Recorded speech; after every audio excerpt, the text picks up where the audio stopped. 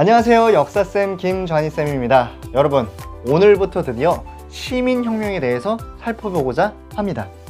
드디어 시민들이 본인들의 힘을 알게 되었고요. 또 본인들의 권리를 알게 된 거죠. 그러면서 점차 시민들을 압박하고 있었던 이 왕정에 대해서 저항하는 그런 혁명, 그것이 바로 시민혁명이라 얘기를 합니다. 오늘 살펴볼 첫 번째 시민혁명은 바로 영국에서 일어난 영국혁명에 대해서 살펴보고자 하겠습니다. 자, 수업 목표부터 살펴볼게요. 수업 목표, 청교도 혁명, 그리고 명예혁명의 배경, 전개 과정, 그리고 결과를 파악할 수 있다. 이렇게 한번 확인을 할 수가 있겠네요. 우선 첫 번째로 청교도 혁명에 대해서 살펴보도록 할게요. 청교도 혁명. 쌤 청자켓을 입었습니다. 아무 의미 없어요. 자, 그랬을 때 우리 이제 청교도가 누군지를 좀 파악을 해야 돼. 청교도가 누굴까? 이건 우리 이제 수업 시간에 얘기를 했었죠. 뭘 얘기를 했었냐? 자, 이제 신교, 종교개혁을 얘기할 때 신교 쪽에서 칼빈파를 우리 이제 청교도라고 얘기합니다. 얘네가 이제 영국으로 들어오게 된 거예요.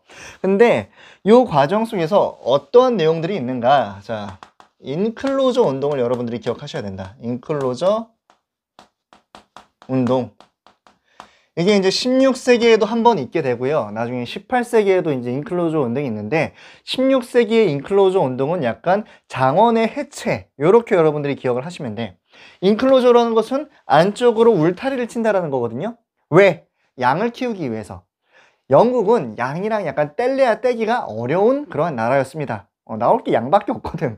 양모를 팔아야 되거든. 그래서 양을 키우기 위해서 울타리를 키우고 점차적으로 그러한 모습들이 우리는 뭐라고 얘기하느냐? 중세 봉건제의 해체를 불러일으키고 있었다. 영국에선. 그리고요, 요 안에서 어떠한 계층이 나오게 되냐면은 바로 젠틀이라는 계층이 나오게 돼요. 젠틀이. 전틀인데, 젠틀이라는 계층이 나타나게 돼요. 이러한 얘기 하잖아, 우리. 레이디 앤 젠틀맨, 뭐 이렇게 얘기를 하잖아요. 그랬을 때 그 젠틀맨을 의미를 합니다. 요것도 우리가 수업 시간에 쌤이 좀 어색하게 얘기를 했지만 막 부르주아 막 이렇게 얘기를 했었잖아. 그거랑 여러분들이 같이 생각을 하시면 돼요. 젠틀이, 젠틀맨에서의 그 어원이라고 보시면 될 것 같습니다. 자, 근데 이들이 주로 이제 누구를 차지를 했었냐면은 젠트리들이 주로 이제 신교, 청교도가 많았습니다. 청교도. 여기서 이제 돈을 번 친구들이 젠틀인데, 자, 얘네가 성장을 하게 되면서, 이 청교도가 성장을 하게 되면서, 그 성장을 하면서 어디로 또 많이 가게 되냐면은, 자, 오늘 조금 많이 살필 바로 의회로 진출을 하게 돼요. 의회 진출. 자, 결국에 제가 말씀드린 설명은 뭡니까? 인클로저 운동을 통해서 젠트리, 그리고 이 젠트리 안에서 청교도가 많았는데, 이들이 어디로 진출을 하게 되냐? 의회로 진출을 한다라는 거지. 그걸 여러분들이 기억을 하셔라. 자, 요렇게. 자, 그러면은 청교도 혁명, 이 친구들이 성장을 해가지고 어떻게 혁명을 일으킬 수 있는가? 자, 이렇게 한번 살펴보죠. 우선 왕 쪽이 있고요. 국왕. 그리고 이제 의회가 있습니다. 자, 지금부터는 조금 정신을 차리셔야 돼. 어떻게? 왕의회 이렇게 티격태격 싸우는 게 많거든요. 그렇기 때문에 이 두 양대 진영을 잘 살펴보셔야 돼. 자, 우선 왕이 처음엔 누가 있느냐? 바로 제임스 1세가 있습니다. 제임스 1세. 이 전 왕이 누구였냐면은 우리가 잘 아는 엘리자베스 1세입니다. 영국 사람들 당시에 너무나도 사랑하는 여왕이었어요. 또 이 엘리자베스 1세 같은 경우는 되게 나라를 잘 통치하면서 국민들의 사랑을 받을 행동들을 많이 해요. 여왕님, 지금 여왕님의 아들이 없는데 결혼하셔야 되지 않겠습니까? 짐은 국가와 결혼을 하였습니다. 어머나! 이러는 거지. 그러니까 나라에서는 이 여왕을 너무 사랑해. 그래서 왕권은 자동적으로 올라가는 거죠. 그러한 사례들이 많습니다. 그러다가 왕이 이 후계자가 없이 엘리자베스 1세가 죽고 나서 누가? 제임스 1세가 이제 왕이 돼요. 가장 이제 가까운 혈통으로 딱 봤을 때. 그런데 제임스 1세는 뭐냐? 왕권을 강화시키는데 엘리자베스도 이제 왕권을 강화시키려고 해요. 근데 제임스 1세는 왕권만 강화시키려고 해. 왕권 신수설. 우리 잘 들어봤죠, 이거? 왕권 신수설. 요걸 계속 강조를 하니까 의회, 봐봐. 왕권 신수를 계속 강조를 해요. 그러니까 이 의회에서 처음에는 얘네 좀 이상한데? 막 생각을 해. 엘리자베스 여왕 때는 그랬는데 그래도 옛날에 그 왕권이 있으니까 왕에 대한 그 권위가 아직 남아있는 거야. 그래서 일단 참습니다. 참아요. 일단 그냥 쭉 내려와. 그러다가 누가 제임스 1세 다음에 누가 왕이 되냐면은 찰스 1세가 왕이 됩니다.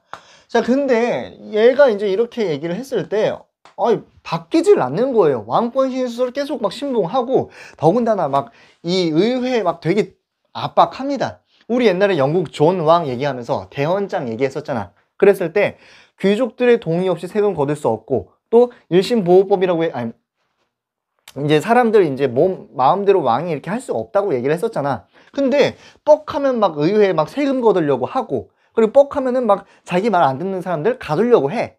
특히 누구? 당시 의회에 많이 이제 들어가 있었던 이 청교도들을 막 압박을 한단 말이야. 그러니까 의회 입장에서 화가 났어요. 그래서 뭘 제시하느냐? 폐하, 이거 좀 아닌 것 같습니다. 옛날까지는 어떻게 참으려고 했는데 폐하께서도 지금 바뀔 모습을 안 보이고 있어요. 우리의 권리를 폐하께 청원하겠습니다. 권리 청원.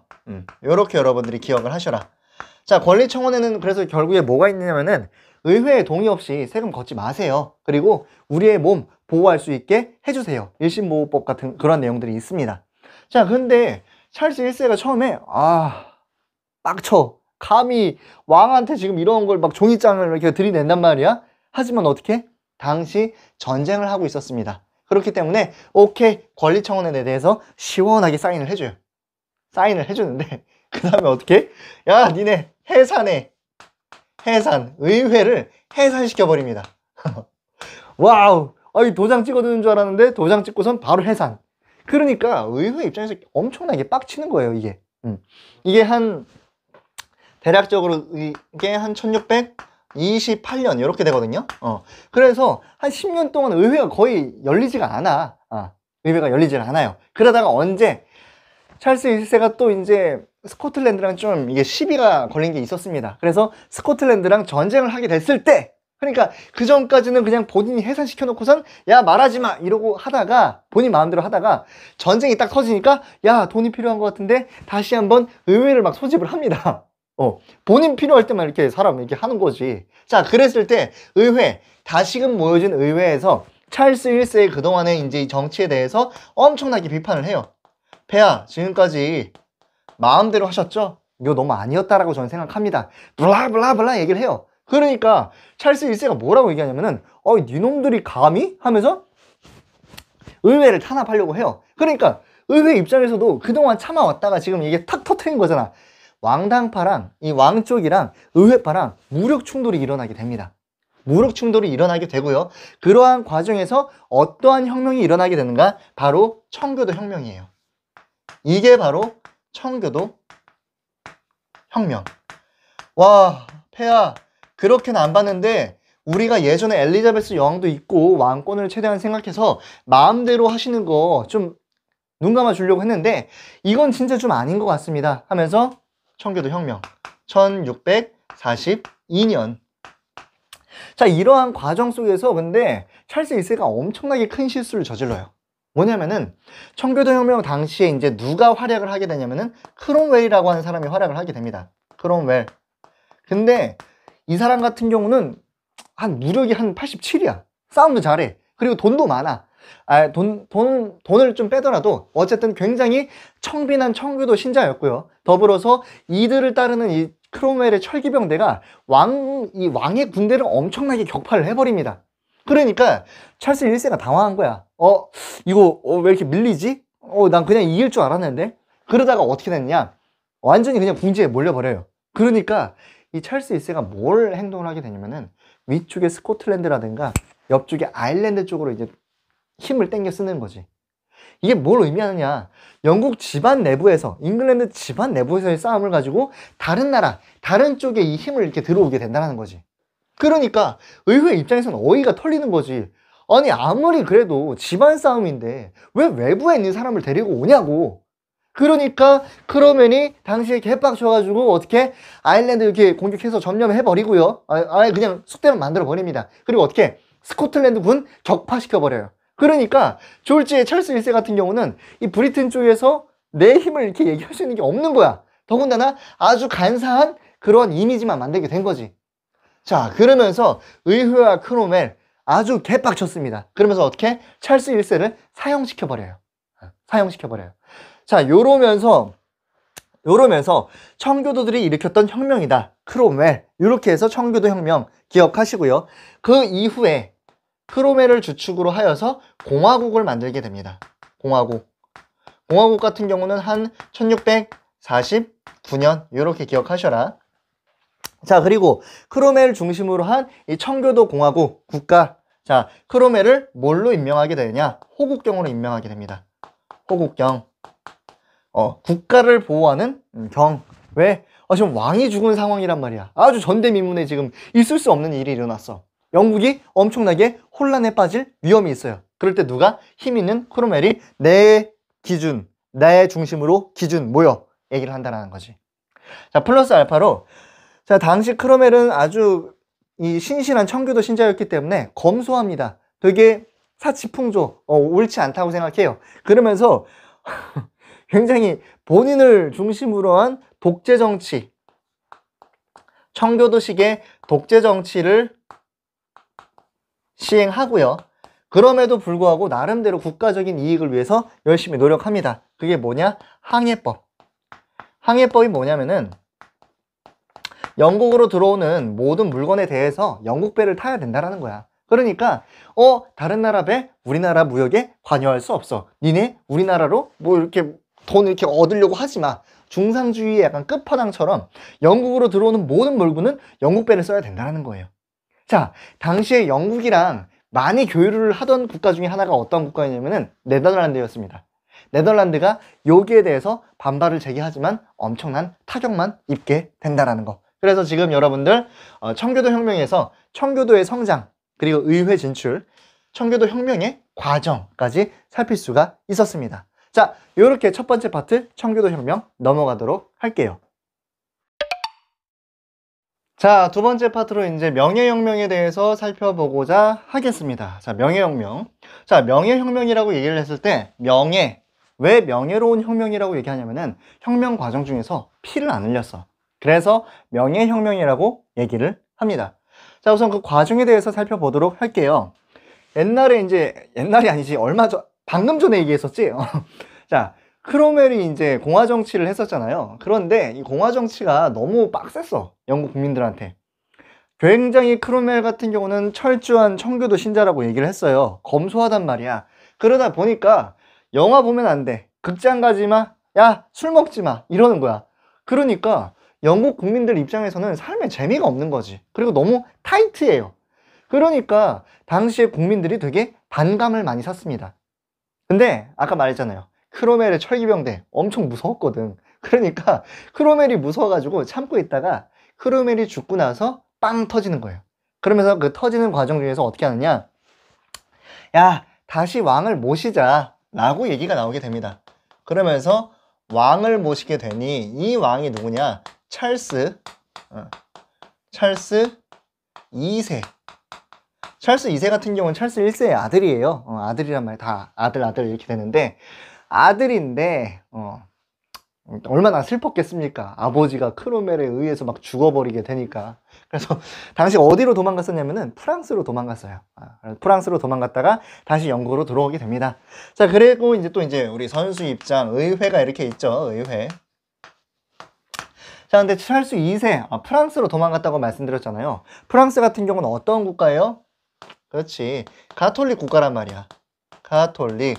그래서 되게 이제 찰스 2세가 우리나라에 영국이 왔을 때 카톨릭을 옹호하는 그러한 카톨릭 지원이라고 해야 될까요? 약간 친카톨릭 정책을 펼칩니다. 내가 아는 이 프랑스의 친구가 있는데 얘가 계산을 좀 잘하더라고? 얘 예산으로 좀 이렇게 예산부로 편입시키면 어떨까? 얘는 좀 싸움을 좀 하더라고. 막 독일 애들 뚝갑해.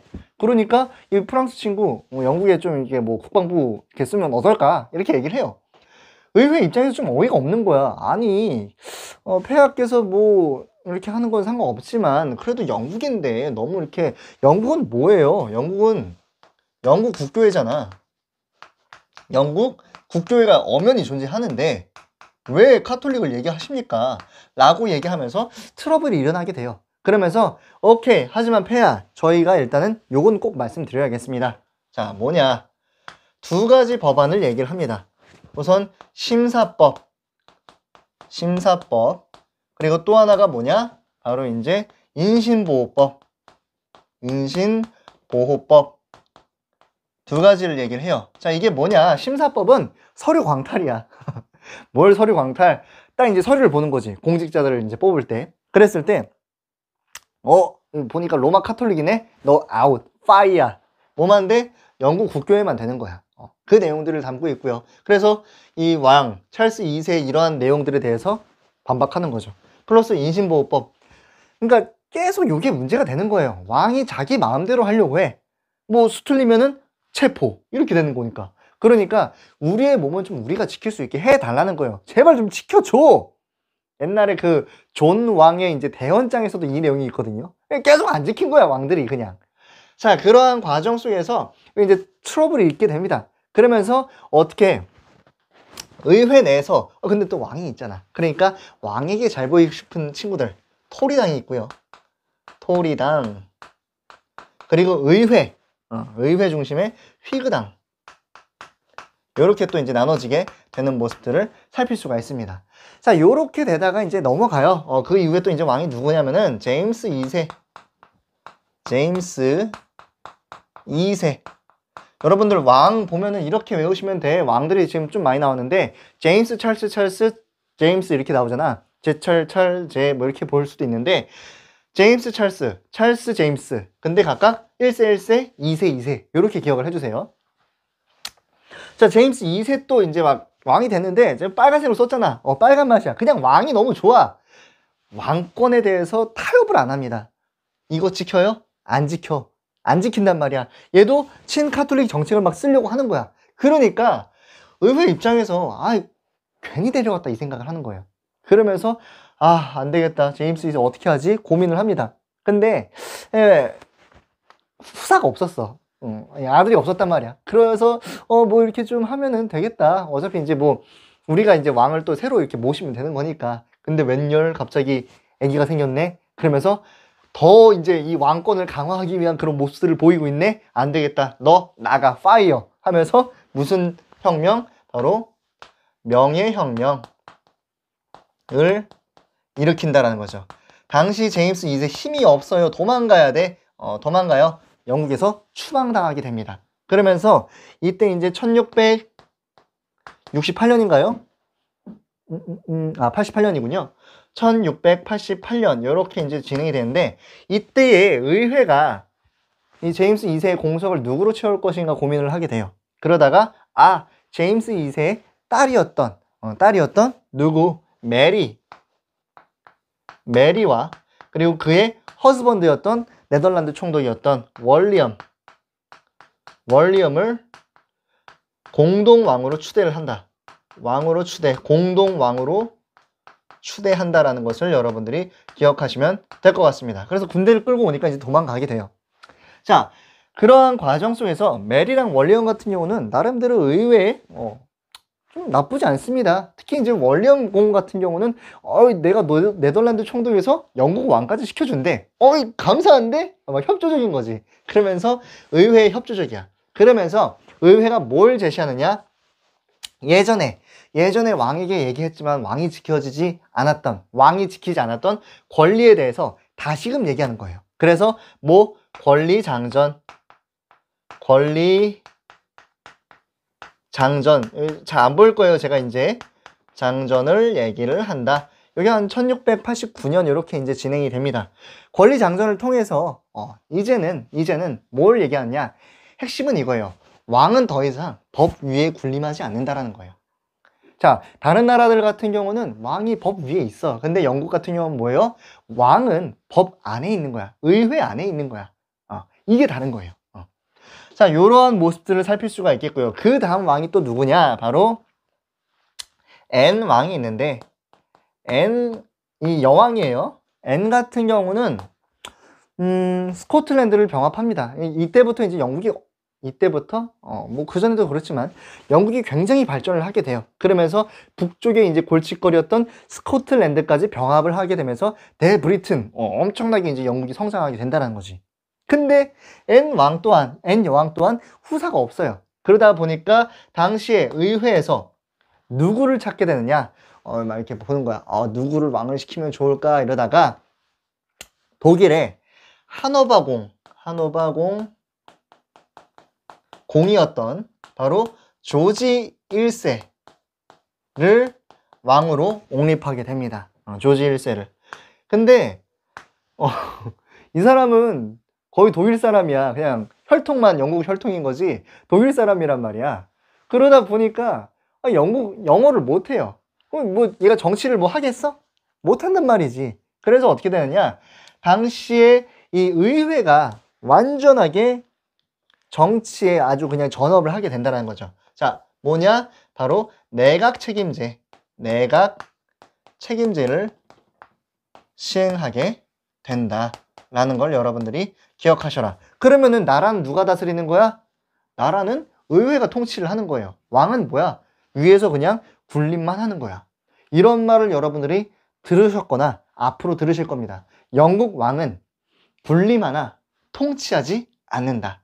자, 영국 왕은 이제 법 안에 완전하게 된다라는 거예요. 입헌군주제, 이러한 내용들을 여러분들이 같이 기억하시면 될 것 같습니다. 자, 오늘 영국혁명에 대해서 살펴봤어요. 처음엔 피로써 청교도들이 일으켰던 청교도 혁명, 그리고 두 번째로는 피를 흘리지 않는 명예혁명. 점차적으로 왕의 권위는 어떻게 됩니까? 왕의 권위는 똑같지만 왕이 통치를 하는 그러한 힘은 낮아지는 모습을 살펴볼 수가 있었죠. 자, 이렇게 정리를 하시고요. 다음 수업 시간대에는 미국 혁명을 가지고 같이 살펴보도록 하겠습니다.